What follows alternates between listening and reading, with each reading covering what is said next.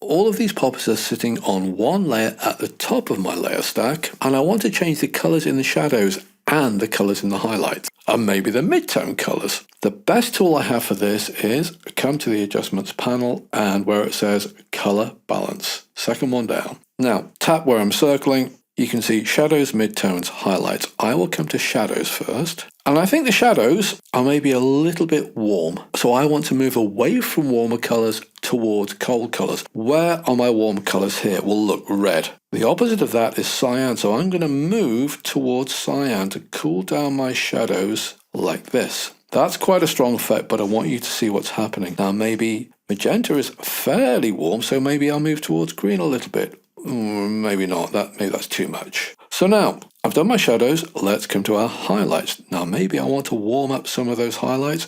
What are the warm colors? Yellows, reds, maybe magentas. So let's try yellow. That's moving towards the warmer colors. So yellow is getting warmed up. Move towards red and away from the cooler colors like this.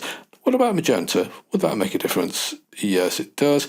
Now I could alter the midtones, but let's just take a look at this. Single finger tap anywhere on the screen and I can cancel, apply, undo or reset. I will just come to my layers panel and commit to it that way. Now let's take a look at the before. When we 2-finger tap, that was before. 3-finger tap to redo, that's with the color balance applied. So if you want to make color balance changes to your shadows, your highlights, your midtones, this is a good way to do it.